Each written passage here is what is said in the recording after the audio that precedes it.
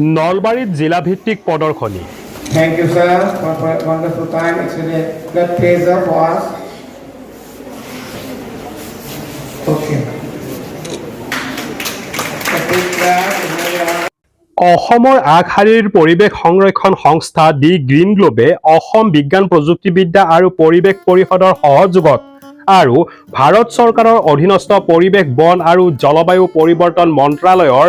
অৰ্থ সাহায্যত বহনক্ষম আৰু আৱৰ্জনামুক্ত ইউকো ক্লাব বিদ্যালয় চৌহদ শীৰ্ষক এক অতি সময় উপযোগী আৰু গুৰুত্বপূৰ্ণ বিষয়ৰ ওপৰত জিলাভিত্তিক প্ৰদৰ্শনী আৰু প্ৰতিযোগিতাৰ আয়োজন কৰে। পৰিৱেশ শিক্ষা কাৰ্যক্ৰম এনভাইৰনমেণ্ট এডুকেশ্যন প্ৰগ্ৰামৰ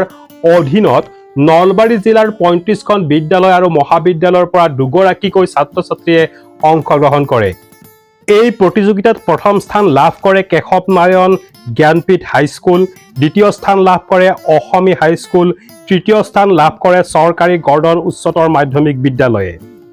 মূলতঃ শিক্ষানুষ্ঠানসমূহৰ ভিতৰত সৃষ্টি হোৱা আৱৰ্জনাসমূহ অ'ত ত'ত পেলাই দিয়া বা জ্বলাই দিয়াৰ বিপৰীতে তাৰ পৰা কিবা এক লাভজনক অৰ্থাৎ পেলনীয়া আৱৰ্জনাৰ পৰা সম্পদলৈ ৰূপান্তৰিত কৰি পৰিৱেশ প্ৰদূষণ ৰোধ কৰাৰ মূল উদ্দেশ্য, যাৰ বাবে এই কাৰ্যসূচীটোৰ নাম দিয়া হৈছে বহনক্ষম আৰু আৱৰ্জনামুক্ত ইউকো ক্লাব বিদ্যালয় চৌহদ। যিখিনি ইয়াত অংশগ্ৰহণ কৰিছে এই গোটেইখিনি মানে সিলেক্টেড হয়, নিৰ্বাচিত হয়। ইয়াতে নলবাৰী আমি চবকে ইনভাইট কৰা নাই, আমি সিলেক্টেডখিনি কৰিছোঁ। গতিকে আমাৰ মাজত ইতিমধ্যে মালেন্দা আছে, একে গুৱাহাটীৰ পৰা আহিছে, ৰাতিপুৱাই আহি পেলাই যিখিনি কথা সুধিব তোমালোকক খুব সুন্দৰকৈ ক'লে হ'ল। ইয়াত আমি চবৰে ভাল হৈছে মই জানো, তথাপিও এটা নিয়মৰ কাৰণে আমি প্ৰথম দ্বিতীয় আৰু তৃতীয় পুৰস্কাৰৰ ব্যৱস্থা কৰিছোঁ। আৰু তাৰে যিটো প্ৰথম হয়, প্ৰথমজন অহা 5 তাৰিখে গুৱাহাটীত যাব। নিজে কিবাটো বনাই আনিছা, কিন্তু লগতে তোমালোকে কিবা এটা মই কি বনাইছে কেনেকৈ বনাইছে সেইটো যাতে মানে এক্সচেঞ্জ কৰা, এক্সচেঞ্জ মানে এইটো কেনেকৈ বনাইছা, তুমি এইটো কেনেকৈ বনাইছা, হয়নে? গতিকে সেইবোৰ যাতে এই অনুষ্ঠানত উপস্থিত থাকে অসম বিজ্ঞান প্ৰযুক্তিবিদ্যা আৰু পৰিৱেশ বিষয়া মালেন সিনহা, নলবাৰী বিদ্যালয়সমূহৰ পৰিদৰ্শক জয়ন্ত ঠাকুৰীয়া আৰু নলবাৰীৰ বিভিন্ন অঞ্চলৰ পৰা অহা ছাত্ৰ ছাত্ৰী, শিক্ষক শিক্ষয়িত্ৰী, অভিভাৱক অভিভাৱিকাসকল। নিউজ ডেস্ক ৰিপৰ্ট, ইত্যাদি A to Z।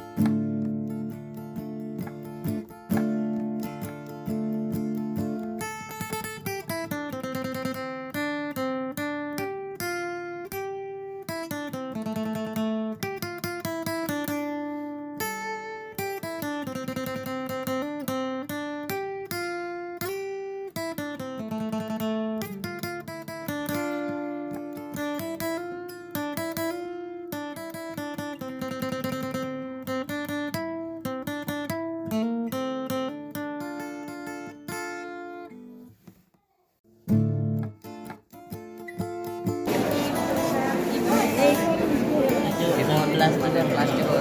হয় প্লাষ্টিকটা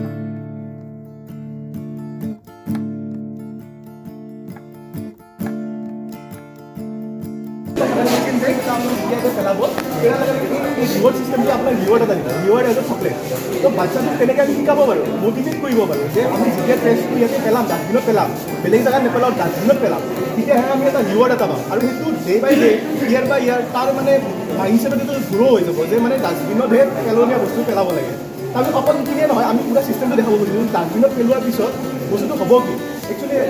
কাৰেণ্ট থাকিলে আপোনাৰ চকলেট এটা পালেই হয় যদি এইটো পেলাই দিলে মানে এইটো যদি ইয়াতে দিলে হয় চকলেট এটা পালে হয় তো আফটাৰ ডেট যে আমি ডাষ্টবিনত ৱেষ্টটো কালেক্ট কৰিলোঁ তাৰপিছত কৰিব কি লাগে ৱেষ্টটো সেইটো আমি দেখাব খুজিছোঁ যে আফটাৰ কালেকশ্যন আমি যোনটো প্লাষ্টিক ৱেষ্ট থাকে সেইটো আমি ৰিচাইকেলৰ কাৰণে পঠাই দিব পাৰোঁ বহুত ফেক্টৰিজ থাকে যোনে মানে ডিমাণ্ড কৰে যে আমি ছেকেণ্ডাৰী প্লাষ্টিকবোৰ আমি ৰিচাইকেল কৰিম আৰু আমি নিজৰ প্ৰডাক্ট বনাম তো সেইবোৰ প্ৰচেছিং ইউনিটত আমি পঠাই দিব পাৰোঁ আৰু প্লাছ যোনটো আমাৰ অৰ্গেনিক ৱেষ্ট থাকে ছাপ'জ শাক পাচলি পেলনীয়া জাবৰবোৰ নলবাৰীতে বনায় এইটো নলবাৰীতে বনায় প্লাষ্টিক ৱেষ্টটো ছাৰ তাৰপিছত আৰু যোনটো অৰ্গেনিক ৱেষ্ট থাকে আমি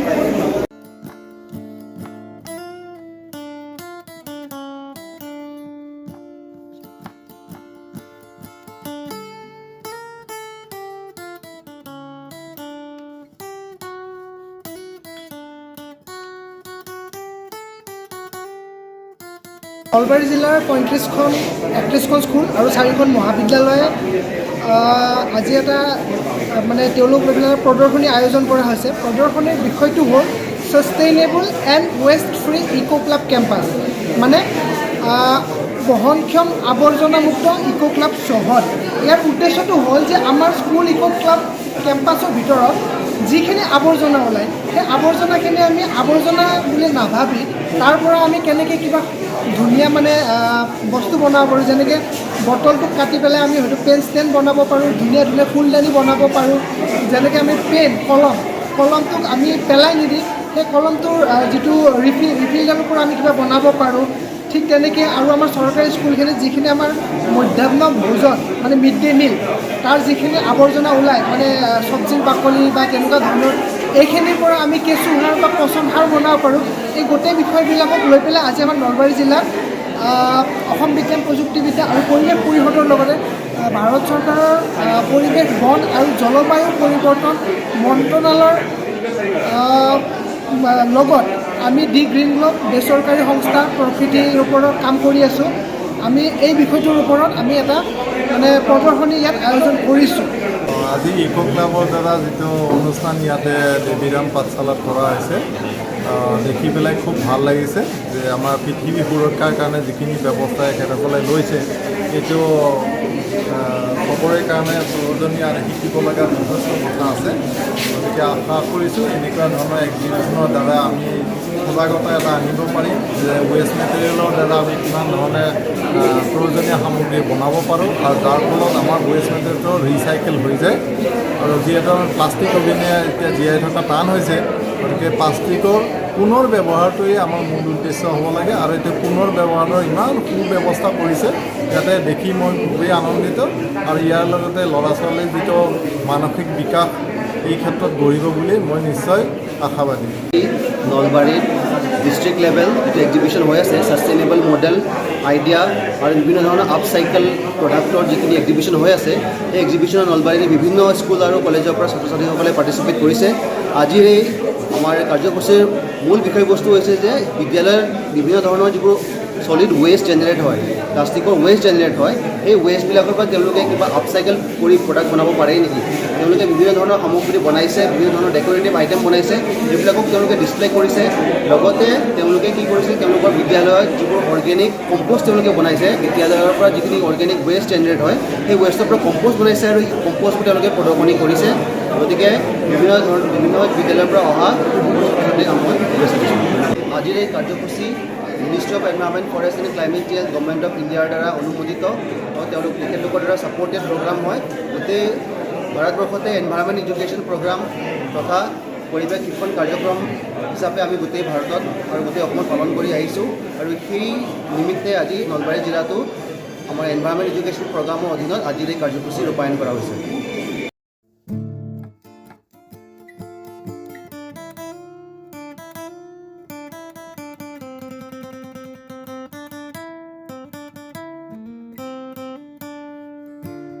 কথা এটা ক'ব খুজিছোঁ যে